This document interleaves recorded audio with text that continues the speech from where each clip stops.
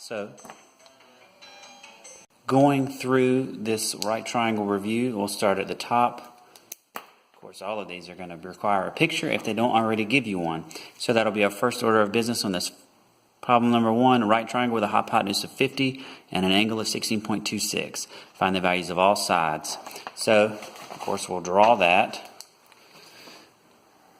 The hypotenuse was 50, right? Now, this is not to scale, but this is our right triangle, 50. And based on the way I drew it, I should probably put the 16.26 degrees there so that I can use that angle to find the opposite side, which we'll call y, and the adjacent side, which we'll call x. All right, and that's based on the way I drew it. That'll come in handy with the vectors, right? So, you can't find these simultaneously. You've got to pick one. So we'll pick y to do first. How do you find y? We're going to use the angle, the opposite side, and the hypotenuse. So that is our sine ratio, 16.26. That's going to be equal to y divided by 50. So, in order to solve for y algebraically, we just multiply by 50 on both sides. So we're going to get 50 times, calculator's handy, 16.26. Right? So as we type that in, 50 times sine 16.26. And so we're getting about 14. Okay? So that's going to be 14. Now that we have two known sides, you have two options. You can either use trig to find x, in this case it would be cosine because it's the adjacent side, or the Pythagorean theorem because now we know two sides, right? I'm going to choose trig, but go ahead and use the Pythagorean theorem and make sure you get the same answer, which I believe is going to be 24, right? So if we do that, here's what we'd have. Cosine of 16.26 should equal x over 50, or x must be equal to 50 times the cosine of 16.26. Right, so if we type that in, 50 cosine 16.26, 48. Is that what I said? Hopefully. Right, so we're getting 48, right? All right, so you're seeing how a lot of those things are mingling, Pythagorean theorem and trig. What you'll find out in Math 3 is that they're related even further. All right, so number 2. See you, Robin. Number 2. From the ground, you look directly up to a helicopter, and you have the elevation of the helicopter at 50. Seconds later, it's traveled 2,000 meters horizontally. If your best friend forever is aiming at you from the laser with an airsoft gun, at what angle of depression must they be aiming? So we want to draw this. That should be our first goal, is to draw it correctly. So, let me zoom out a little bit more. Give us a little space for number 2. Right? So we have our 50 from directly up, and then seconds later it has traveled 2,000. Right? And here's your friend over here in the helicopter with the gun. Right? So we know this is a right triangle because we have the up, and then seconds later it says it's traveled horizontally but hasn't changed direction. So we're looking for the angle of depression there, right? So what trig ratio relates these two sides? That is, of course, tan, because we don't have the hypotenuse, so tan theta is equal to 50 divided by 2,000. Remember, that's our opposite over adjacent. And if we're looking for an unknown angle, we're going to use inverse. So remember, inverse tan cancels out a tan. We have to do that at both sides. We end up with this simple expression. You can't do that without a calculator unless you have those tables memorized and their ratios, which would be weird. So we have inverse tan of 50 divided by 2,000. You can reduce that a little if you want.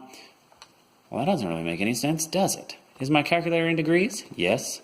So we'll do that one more time.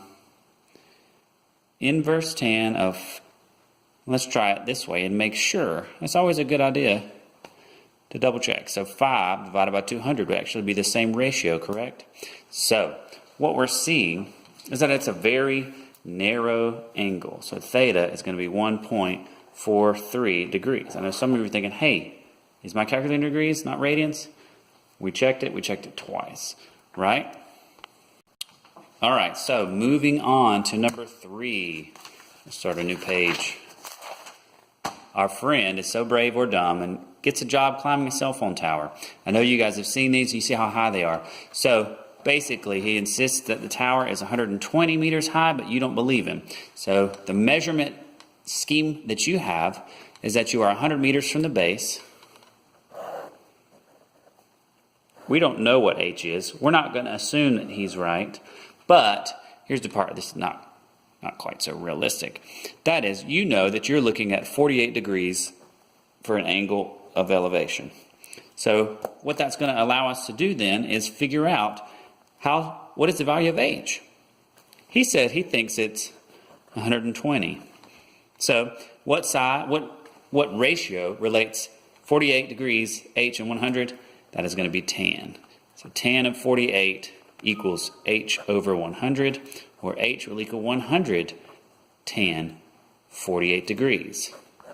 Yep, that says 100 tan of 48 degrees. That's a little more legible, right? So we type that in, 100 tan 48, and we see that the actual height is 111.1 meters.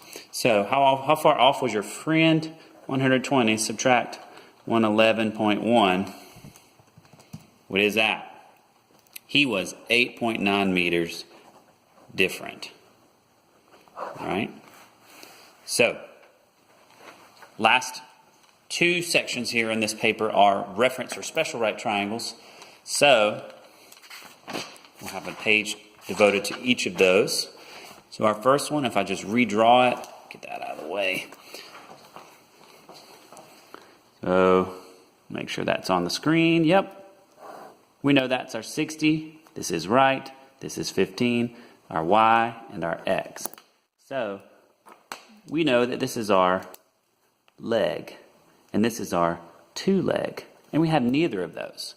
Right? So here we're going to work. This is probably one of the ones you don't like as much. But it involves the radical. So leg square root of 3. So that means that leg times the square root of 3 is what ended up being equivalent to 15. Right? Well, what is the leg? Well, it's actually y. So we'll rewrite that equation as y times the square root of 3 equals 15. So to solve for y algebraically, all we've got to do is divide by square root of 3. So we end up getting y equals 15 divided by the square root of 3. But if you remember, we're not allowed to leave our answer with a radical on the bottom, so we're going to rationalize using that chameleon 1 thing so that we get 15 square root of 3 over 3. Well, you can simplify that because 15 divided by 3 is 5, and the square root of 3 just comes over and hangs out. So now if we know that that's 5 square root of 3, and that was our leg, then 2 leg is going to be simply 2 times 5 square root of 3, or 10 square root of 3. All right, moving on to the other reference triangle, the special one, right? So part B has an isosceles right triangle, and if it's isosceles and right, then it guarantees that our three angles are 45, 45, 90. Thus, we have our 10, which is our leg times the square root of 2. So if both of these are legs, then we know that leg times the square root of 2 produced the 10. So like, or similar to what we did in the last problem, we're going to divide by the square root of 2, pardon the sound effects, so that we get the leg is equal to 10 divided by square root of 2. Then we realize, oh, I can't leave the radical on the bottom, dude. So that's where our chameleon 1 comes in. Focus, there you go. And we end up with 10 square root of 2 over 2. But 10 over 2 reduces, and we get that our leg value is 5 times the square root of 2. Okay, last problem. We'll actually work on the paper so that I don't have to draw it again. All right, it's also at the bottom, so that helps. Hopefully it stays focused. All right, so here's what we have. That a is equal to the square root of 8. So we'll put our square root of 8 there. Right? So if that's true, what do we know about this triangle CDB? It is isosceles and right. So that means BD must also be the square root of 8. All right, and we're fine without reducing those for today. And therefore, since this is going to be leg times square root of 2, that translates to square root of 8 times square root of 2, which is square root of 16, or, yeah, that's just 4, right? Just 4, okay? All right, so we got the isosceles part done. Now what we've got to do is the 30, 60, 90 part. So we've got the short leg. We know that this is leg square root of 3. And if the leg turned out to be the square root of 8, then segment AD is going to be the square root of 8 times the square root of 3, or as I saw some of you put more simply, the square root of 24. And as I said earlier, it's okay if you want to leave that unreduced. We haven't talked about that in our class just yet. We need to make sure we understand that if they're both inside the radical, then we can indeed simplify it. All right, so zoom back out a little bit. There we go. All right, so the final thing here, if we know that A, our leg, is the square root of 8, then this is simply 2A, correct? Because that's the hypotenuse relationship. So all we're going to do is insert A into that and get 2 times the square root of 8. Good luck studying. I'll see you tomorrow.